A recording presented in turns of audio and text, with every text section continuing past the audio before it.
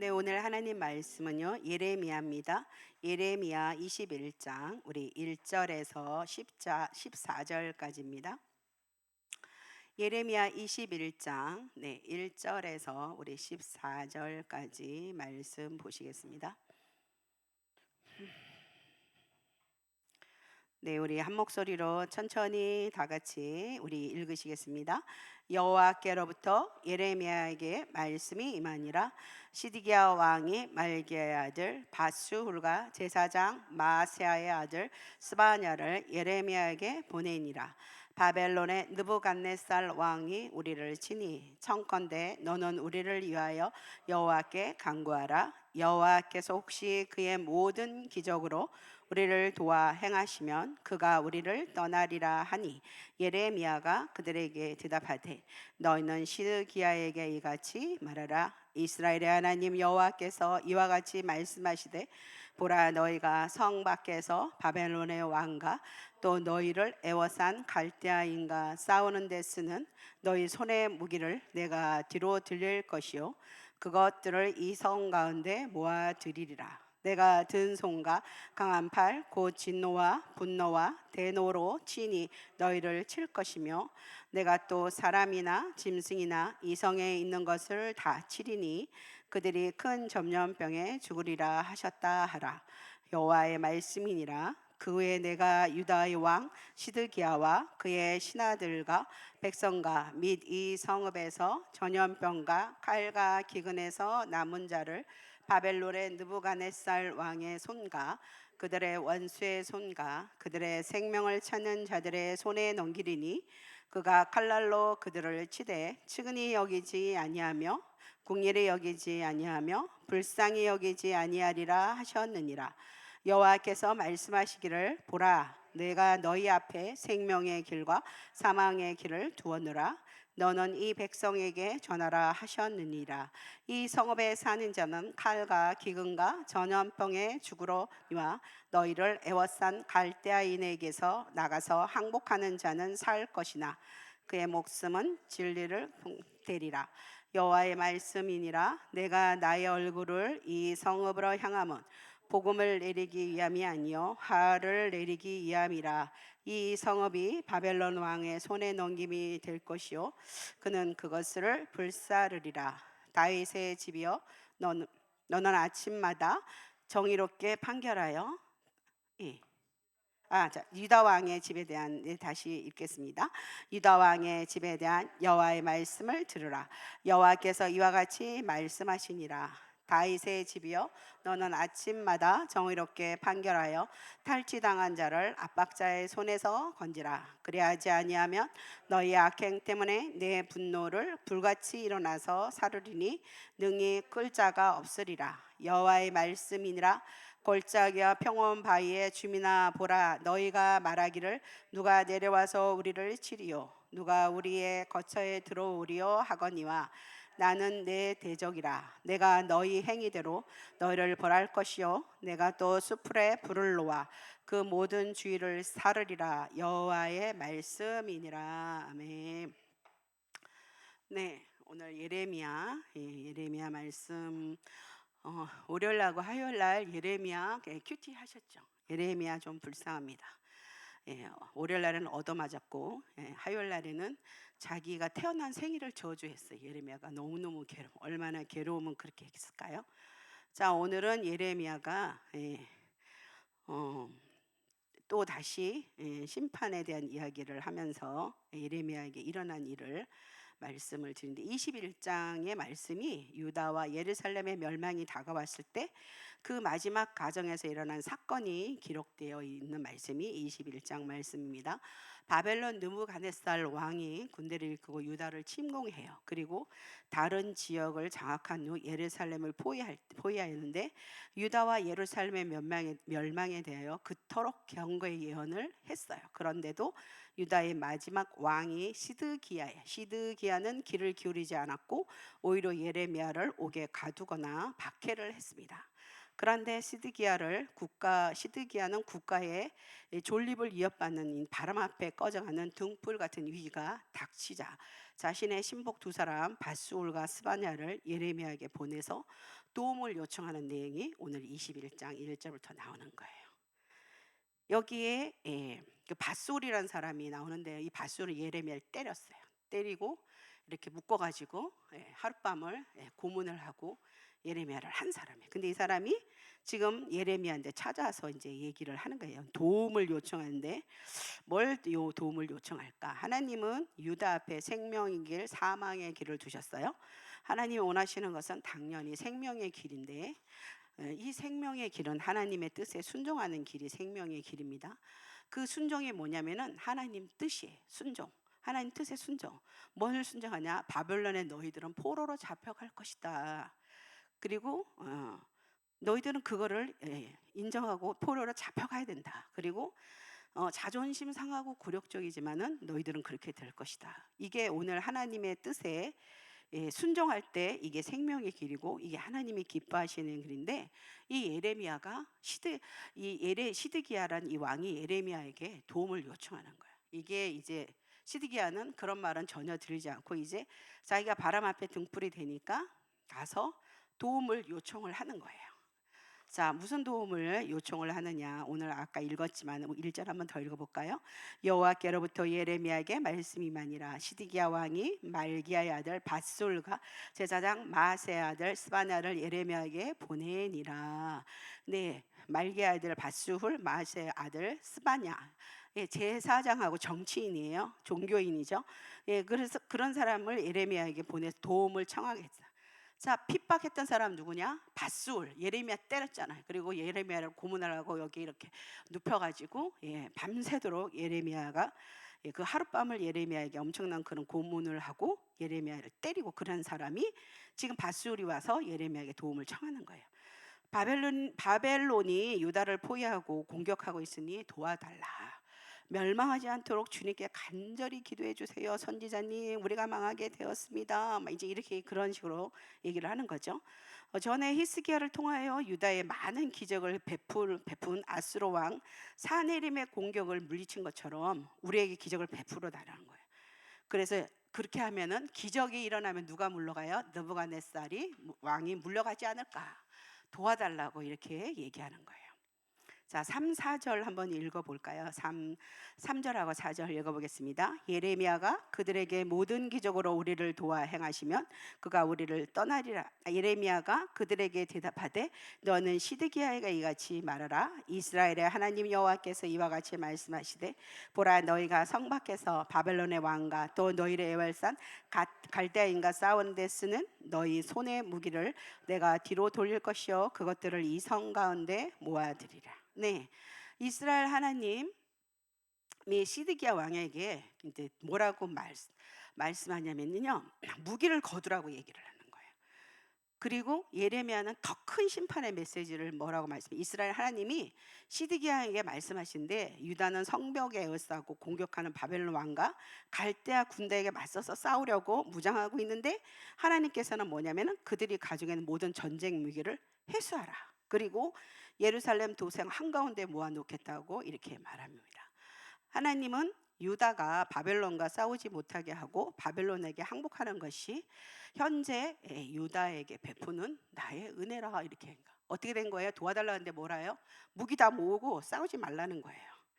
그리고 근데 이렇게 항복하는 것이 내가 너희들한테 베푼 은혜라. 여러분 이렇게 들어보시면 어떠십니까? 네, 너희는 오히려 바벨론에 가서 훈련을 받고 오라.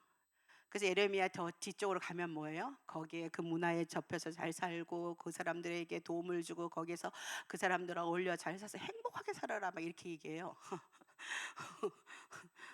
포로로.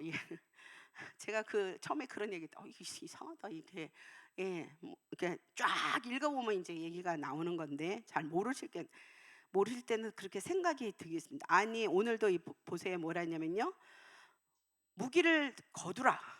그리고 포로로 항복을 해. 그리고 가서 훈련 받아. 네. 오히려 하나님께서 유다를 내가 공격하겠다. 하나님 그렇게 말씀하시거든요. 자, 그 왜 이유가 있을까요? 5절 말씀 우리 한번 읽어볼게요. 내가 든 손과 강한 팔, 곧 진노와 분노와 대노로 친히 너희를 칠 것이며, 네, 이렇게 얘기를 하셨어요. 분노, 노여움, 하나님이 우라를 하나님이 대노하셨어요. 이걸 참을 수가 없어서 내가 이렇게 한다. 이때까지 너희들한테 내가 수많은 말을 했는데 내 말은 하나도 안 듣는. 그래서 하나님의 팔, 손, 강한 팔로 유다를 내가 치겠다. 사람 짐승 가리지 않고 이 도성에 사는 모든 건 칠고, 그리고 전염병, 무서운 전염병에 걸려갖고 너희들을 몰살시킬 것이다. 자, 바벨론 왕을 보낸 것도 바로 하나님이 토기장이신 하나님께서 어떻게 해요? 깨뜨리시고 다시 하나님이 만들겠다고 하시는 그런 말씀이에요. 근데 도와달라 그랬는데 하나님이 지금 계속 이런 말을 하시는 거예요. 자, 우리 7절을 한번 읽어볼까요? 여호와의 말씀이니라. 그의 내가 유다 왕의 시드기야와 그의 신하들과 백성과 및 이 성읍의 전염병과 칼과 기근에서 남은 자를 바벨론의 느부갓네살 왕의 손과 그들의 원수의 손과 그들의 책명을 찾는 자들에게 손에 넘기리니 그가 그 칼날로 그들을 치되 측은히 여기지 아니하며 긍휼히 여기지 아니하며 불쌍히 여기지 아니하리라 하세요. 하나님은 긍휼히 여기지 않으실 것이라는 거예요. 연병, 전쟁, 기근, 살아남은 모든 도성의 사람 다 죽이겠다는 거예요. 하여튼 유다에 살아남았다 다 죽이겠다. 유다 왕 시드기야와 그의 신하들 백성 이방인 바벨론 그런 사람들의 손으로 치시겠다. 자, 느부갓네살은 어떤 사람이냐? 포로를 조금 더 가련하게 여기지 않고 아끼지도 않고 무자비하게 칼로 이 사람은 쳐 죽일 것이다. 이렇게 하면서 하나님께서 도와달라는데 이렇게 얘기를 하는 거예요. 하나님은 회개하지 않는 자에게 인정사정 없는 하나님. 심판 앞에서는 하나님은 긍휼이 없다. 너희들을 긍휼히 여기지 않는다. 이렇게 얘기하시는 거예요. 근데 오늘 8절 말씀을 우리가 읽어볼게요. 여호와께서 말씀하시기를 보라 내가 너희 앞에 생명의 길과 사망의 길을 두었노라. 너는 이 백성에게 전하라 하셔는 사망의 길. 너희 앞에 생명의 길, 사망의 길. 이 도성 안에 머물러 있는 자는 전쟁, 기근, 전염병으로 다 죽어요. 근데 살 수 있는 길은 뭐냐면은 아까 뭐라 했어요? 바벨론 앞으로 나아가서 항복해. 그럼 너희 안 죽어. 너희들은 어떻게? 목숨은 건질 거야. 얼마나 자존심 상할까요? 네. 근데 이걸 버리고 뭐냐면은 순종해야 돼. 이게 생명의 길이야. 이게 살 수 있는 거야. 그리고 어떻게 아까 거기 가서 훈련 잘 받고 살고 있어. 네. 자, 여기서 생명의 길은 이 길을 이걸 따르는 거예요. 이걸 순종할 때 이게 생명의 길이라고 얘기를 합니다. 근데 너희가 그렇지 않으면 어떻게 해요? 하나님 아까 뭐라 했어요? 싹 다 쓸어버리겠다. 다 죽여버리겠다 그랬잖아요. 유다의 남은 백성들 다 죽여버리겠다 그랬거든요. 자, 사망의 길은 불순종입니다. 우리는 생명의 길, 사망의 길이 항상 우리 앞에 있어요. 성경에 선악과 생명나무를 주셨을 때도 선악과를 먹으면 어떻게 해요? 죽는다. 근데 생명나무 실과를 먹는 길은 생명의 길이다 이렇게 했습니다. 우리가 오늘 천국 가서 영원한 영생의 축복을 우리가 누리고 있는 행복할 수 있는 길이 어떤 길이에요? 여러분 너무 잘 아시는 십자가에서 나의 죄를 위해 죽으신 예수님 영접하고 그것을 순종하는 그 길이 우리가 생명의 길이에요. 근데 불순종은 오로지 죽음의 길입니다. 우리가 성령의 소욕과 육체의 소욕이 우리를 항상 같이 따라다녀요. 성령의 소욕은 생명과 평안의 길이고 육신의 소욕은 어떻게 해요? 육신의 소욕을 따라 사는 길은 사망의 길이라고 하나님께서 우리들에게 성경의 말씀에서 우리 가르쳐 주고 계시거든요. 오늘 그 너희들의 생명의 길, 사망의 길은 뭐냐? 너희들에게 주는 생명의 길은 내가 말하는 대로 바벨론에 가서 항복하고 거기 가서 훈련받고 잘 살아. 이 뜻에 순종하는 자는 생명의 길을 얻는 거야. 살아. 너희들은 죽지는 않아. 살 거야. 자, 오늘 그 얘기를 마시거든요. 결국은 하나님의 뜻에 순종하는 자, 하나님 말씀에 순종하는 자, 생명의 길, 불순종하는 자는 사망의 길입니다. 오늘 우리 성도님들 항상 여기에서 육체의 소욕, 성령의 소욕, 하나님 생명의 길, 사망의 길 어때요? 여기서 이렇게 항상 갈림길에 계시죠? 자, 오늘은 여러분께서는 항상 하나님의 뜻을 알고 순종하는 가운데 생명에 가시기를 이 시간에 축복합니다. 네. 자, 우리 10절 말씀 한번 읽어볼까요? 10절 말씀, 여호와의 말씀이라 내가 나의 얼굴을 이 성읍으로 향하면 복을 내리기 위함이 아니요 화를 내리기 위함이라. 이 성읍이 바벨론 왕의 손에 넘김이 될 것이요 그는 그것을 불사르리라. 바벨론 예루살렘 도성을 손에 넣을 것이다. 불질러 버리겠다. 하나님 말씀입니다. 바벨론에 항복하고 훈련받아 회개의 열매를 맺으라. 하나님 오늘 말씀하시는 거예요. 자, 오늘 우리 11절에서 우리 14절 말씀이 끝인데요. 네, 일단은 11절에서 14절 말씀 우리 길지만 한번 더 읽어보겠습니다. 유다의 왕의 집에 대한 여호와의 말을 들으라. 여호와께서 이와 같이 말씀하시니라. 다윗의 집이여, 너는 아침마다 정의롭게 판결하여 탈취당한 자를 압박자의 손에 건지라. 그러지 아니하면 너희 악행 때문에 내 분노가 불같이 일어나서 사르리니 능히 끌 자가 없으리라. 여호와의 말씀이니라. 골짜기 평원 바위의 주머니 보라. 너희가 말하기를 누가 내려와서 우리를 치리요 누가 우리의 거처에 들어오리요 하거니와 나는 대적이라. 내가 너희 행위대로 너희를 벌할 것이요 내가 또 수풀에 불을 놓아 그 모든 주위를 사리리라. 여호와의 말씀이니라. 유다의 왕실에 대해서 얘기를 하는 말씀이에요.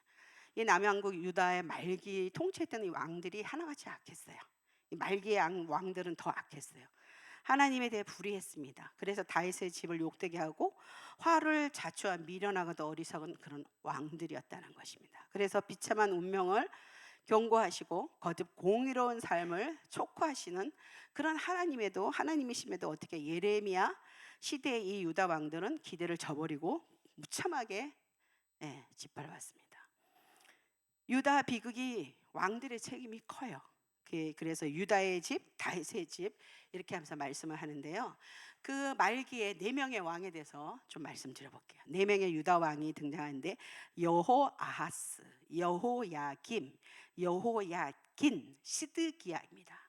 자, 그 중에 여호아하스와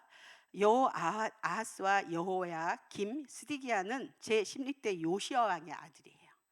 그리고 여호야긴은 여호야김의 아들이고 시드기야는 여호야긴의 숙부가 됩니다. 네, 좀 그렇죠. 이름하기도 어른데. 저도 에오란 몰라요. 근데 제가 이거 근데 이제 여러분 이렇게 들어보세요. 여호아하스 왕에 대해서 얘기해 보겠습니다. 이 BC 609년, 586년에 망했거든요. 근데 609년에 붙인 요시야를 이어가 요시야는 참 잘했다고 그래요. 근데 요시야를 이어서 유다 17대 왕 3개월 동안 했어요. 7일을 했어요. 애굽왕 바론 누고에게 사로잡혀서 하마 땅 림나에 갇혀서 왕으로 복귀를 못하고 애굽에서 죽어요. 이 사람이. 그러니까 3개월만 왕으로 올라갔던 사람. 바론 누고는 엘리야김을 어떻게 했냐면요. 18대 유대 왕으로 세웠어요. 근데 이 사람이 원래 엘리야김인데 이 사람을 여호와김으로 강제로 개명을 했어요. 이름까지 바꿨어요. 애굽 이 바벨론의 이 왕이. 그리고 주기 3년 동안 바벨론 왕을 섬기다가 이 사람이 배반을 하거든요. 그래서 BC 605년에 있었던 느부갓네살이 1차 침공의 원인이 되었던 이 왕이 누구냐면 이 엘리야김, 여호야김이에요. 자, 이 왕이 그래서 바벨론 침공을 602년에 또 다시 받아가지고 BC 598년까지 이 사람은 11년 동안 그래도 왕을 했어요. 좀 길은 편이죠. 그래서 여호야김은 유다 19대 3개월밖에 통치 못하고 그 다음에 포로로 그 바벨론으로 끌려갔는데 이 사람은 그래도 이 여호야김은 그래도 11년이라는 그런 통치를 했는데 이 여호야긴이라는 사람은요 유다 19대 왕으로 3개월밖에 이 사람도 통치를 못하고 바벨론으로 이 사람 끌려가 버렸어요. 그래서 바벨론 왕은 여호야긴의 또 다시 숙부 마따디냐, 이게 마따디냐 이름이 누구냐면 시드기야예요. 근데 이 마따디야가 원래 이름인데 이 사람을 왕으로 옹립하고 그 이름을 어떻게 시드기야로 또 개명을 시켜요. 그래서 시드기야가 남왕국 유다의 마지막 왕이죠. 그의 죄의 9년 BC 588년에 바벨론이 4차로 이 유다를 침공을 할 때 예루살렘을 멸망시켰어요. 그리고 580년에 완전 성을 에워싸고 그래서 결국 망해버렸어요. 남양국 유다가. 그리고 어떻게 됐어? 70년이 지난 그런 세월이 나중에 흐르죠. 이제 예수님 시대로 그런데, 자, 전쟁을 그렇게 전쟁을 했는데 시드기야는 나라를 잃어버렸잖아요. 망해버렸잖아요. 근데 이 시드기야가 도망가요. 어디로 도망가냐면은 여리고라는 곳에 도망가는데 거기서 붙들려요. 그래서 느부갓네살 왕에게 끌려갑니다. 그래서 그 앞에서 어떻게 시드기야가 자기 아들이 죽는 걸 봐요. 예. 이 느부갓네살이 시드기야 아들을 아버지 앞 보는 데서 이렇게 죽여버려. 그리고 어떻게 시드기야 자체도 눈이 뽑혀요. 그래서 제수의 신분으로 바벨론으로 끌려갑니다. 다윗이 BC 1010년에서 BC 580년 내려가면은 420년 세월이거든요. 이 다윗의 왕조가 유지되었거든요. 근데 다윗의 왕조가 이렇게 BC 580년에 끝나버려요. 종식이 돼버립니다. 420년 이 왕조를 유지를 했는데 이때 끝났어요. 자, 이유가 4명의 왕 모두가 굉장히 마지막에 유다 왕국 마지막 그 말기에 이 4명의 왕들이 되게 악했다는 거예요. 비극적 결말을 보냈고, 예. 그런데 가장 큰 이유가 뭐냐면은 이 하나님과 이 다윗 왕실과 맺은 언약이 있는데 이 사람들이 이걸 다 깨뜨려 버렸어요. 이들이 한 일들이 정말 우상 숭배하고 굉장히 악한 일은 다 했는데, 오늘 여기 11절에 14절에 왕이 못한 일이 뭐냐, 이거 이제 왕가에 대한 경고의 말씀이 나오는데요. 우리가 11절 12절 한 번 더 읽어볼까요? 유다 왕의 집에 대한 여호와의 말을 들으라. 여호와께서 이같이 말씀하시니라. 다윗의 집이여, 너는 아침마다 정의롭게 판결하여 탈취당한 자를 압박자의 손에서 건지라. 그리하지 아니하면 너희 악행 때문에 내 분노가 불같이 드러나서 살으리니 능히 끌 자가 없으리라. 네.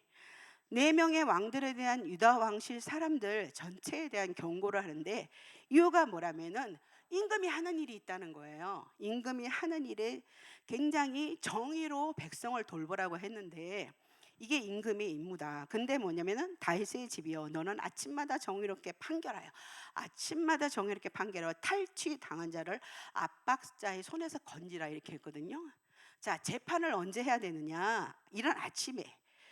이른 아침인데 다윗 때부터 세워진 왕의 직무라는 것입니다. 그런데 너희들은 이걸 하지 못했다는 거예요. 적시에 제대로 된 그런 그 재판을 열지를 못하게 되면은 억울한 사람들 점점 늘어나게 되면, 그러면 어떻게 되는 거예요? 사회가 불안해지는 거예요. 이 질서가 무너진다는 거예요. 자, 그래서 너희들이 하나님 섬기는 일에 그러니까 왕들이 정의롭게 왕의 직무를 못했다는 거예요. 하나님 섬기는 일에 이 왕들이 악영향을 끼치는 거예요. 하나님이 그래서 분노가 불같이 일어나서 이렇게 살으리라고 이렇게 오늘 말씀하시는 거예요. 이 성경의 사무엘하 15장 2절에 보면 압살롬의 재판이 원활하지 못해갖고 이것을 이용해서 어떻게 하냐면은 다윗에게 반기를 들었던 그런 일들도 있거든요. 자, 그런 것처럼 너희들은 정의롭게 왕의 직무를 하자. 거기에서 이제 챈 것이 아침부터 이렇게 백성의 재판을 하고 이렇게 해서 이 백성의 이 사회를 잘 이렇게 돌아가도록 해야 되는데 너희들은 그걸 못했다는 거예요. 그러면서 우리 13절 14절 마지막 한번 읽어볼까요? 여호와의 말씀이니라. 골짜기와 평원 바위의 주민아 보라, 너희가 말하기를 누가 내려와서 우리를 치려, 누가 우리의 거처에 들어오려 하거니와 나는 비대적이라. 내가 너희 행위대로 너희를 발할 것이요 내가 또 수풀에 불을 놓아 그 모든 주위를 사르리라. 여호와의 말씀이니라.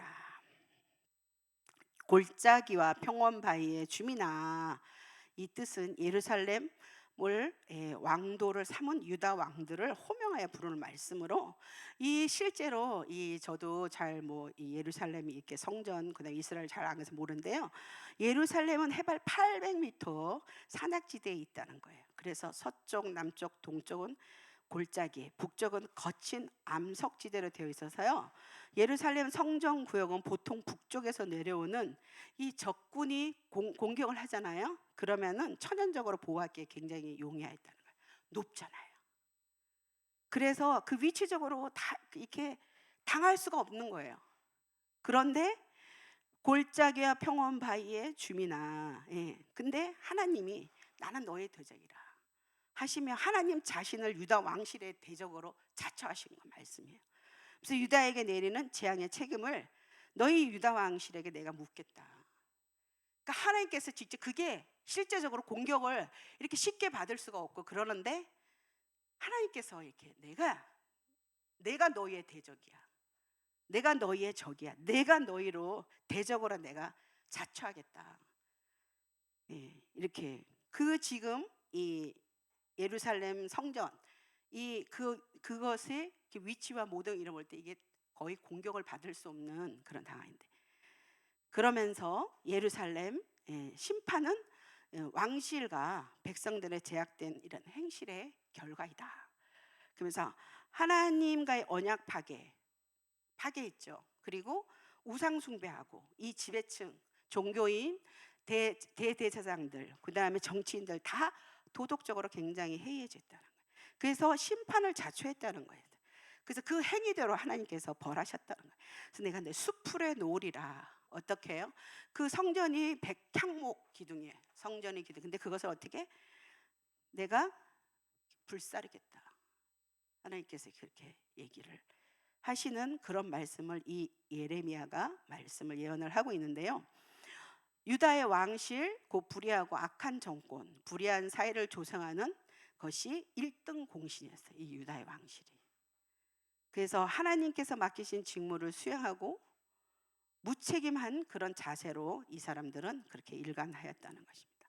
권력자는 사치한 생활에 줬고, 평화인 데 거짓 평화예요. 그리고 헛된 안전을 추구하였던, 그래서 결국은 어떻게 되는 거예요? 나라가 병들어 가는 것을 너희 왕들 방치했다. 너희 권력자들 방치하였다. 유다의 이 왕으로부터 일어난 그런 대사장들, 그다음에 권력자들, 이런 사람들이 다 이렇게 나라를 이렇게 망쳤다는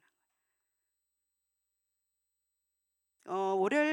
월요일 날에 예레미야가 얻어맞고, 그리고 이 화요일 날은 예레미야가 하나님한테 나 왜 태어나게 하셨냐면서 막 그냥 하나님한테 자기 생일을 막 저주하고 하나님한테 막 대들어요. 사람이 어떻게 얼마나 힘들었으면 자기가 태어난 걸 그 저주하는 그런 분들 있을까요? 그 욥도 좀 그랬죠. 욥도 그랬죠. 근데 이 예레미야도 어제는 예레미야 되게 불쌍하더라고요. 그리고 좀 약간 가슴이 좀 아프더라고. 얼마나 힘들면. 그런 가운데도, 그런 속에서 예레미야가 믿음이 있고 하나님에 대한 확신이 있기 때문에 예레미야는 결코 끊이지 않고 계속 예언을 했다는 것입니다. 근데 이렇게 하면 되게 희망적이지 않잖아요. 지금 얘기 들어보면 되게 암울하잖아요. 그죠? 망해버렸어요. 나라가 망해버렸어요. 자, 오늘 여러분이 지금 내가 이 나라에 내가 남왕국 유다에 지금 있다면 여러분 지금 여기 앉아서 예배 못 드려요.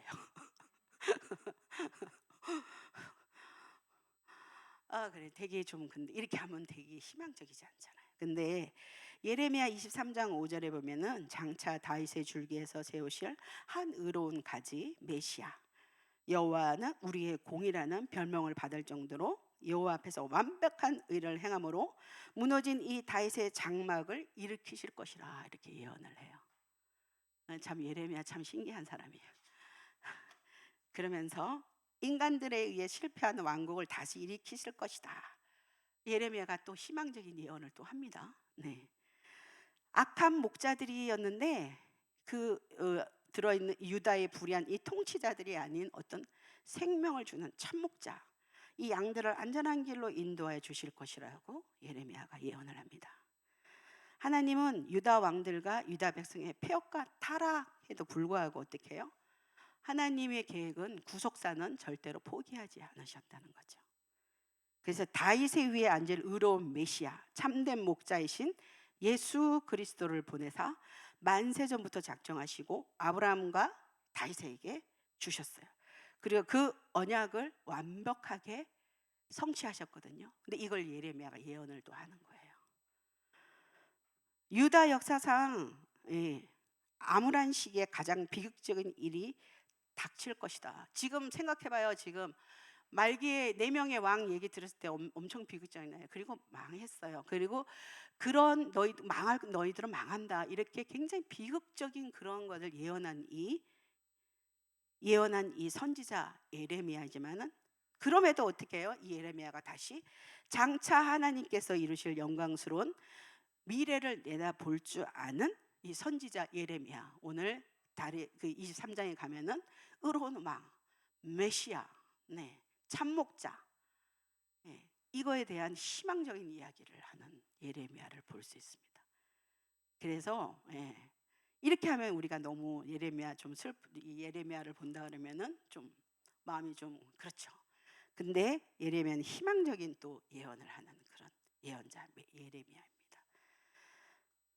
그래서 예레미야를 이 말씀을 선포하시면서 성도들에게, 저와 성도들에게 우리가 좀 물어봅니다. 우리가 신앙생활을 하잖아요. 이제 오늘 참혹 예수 그리스도를 인하여서 우리는 하나님의 자녀가 돼서 우리 어떻게 해요? 우리는 행복한 세상, 우리는 죽으면 천국 가는 축복.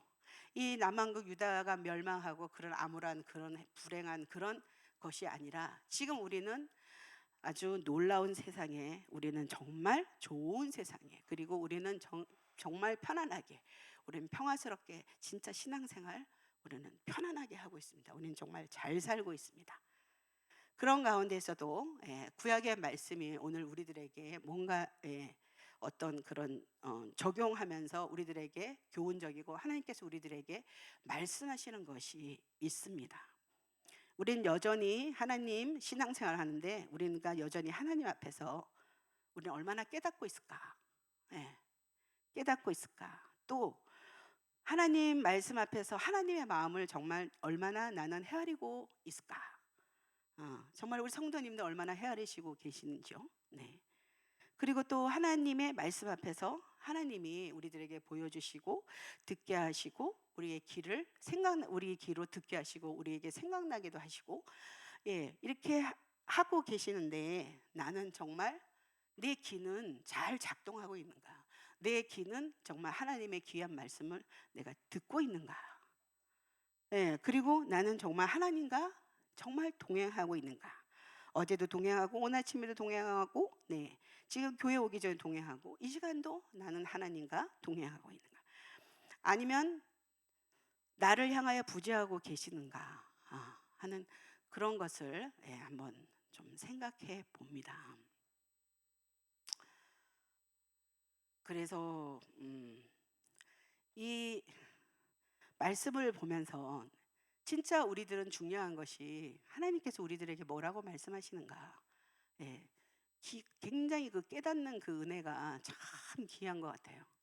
그리고 무엇을 시작할 때마다 하나님께 기도드리고 하나님의 의견을, 하나님의 생각을 물어보고 하나님의 귀한 음성을 듣고 내가 어떤 실천하는가. 근데 우리는 보이지 않게 이 세상이 주는 그런 거에 굉장히 눈이 많이 떠져 있고, 저 역시도 그렇고, 하나님께 먼저 물어보기보다는 어떤 그 세상이 주는 방법, 어떤 그런 거에 많이 열려져 있는 것 같아요. 저도 솔직한 양심으로 본다면은 깊은 하나님 말씀 사실 묵상 안 합니다. 그러고 참 이렇게 아주 부족한 그런 정말 사역자인 것 같아요. 그러면서 또 어려울 때 이렇게 여기 시드기야처럼 막 도와달라고, 기적을 베풀어 주세요, 막 이렇게 막 그러기도 하고 막 그러는데요. 항상 중요한 것 같아요. 매일매일 기도의 삶, 말씀의 삶, 찬양의 삶, 그 다음에 동행하는 삶.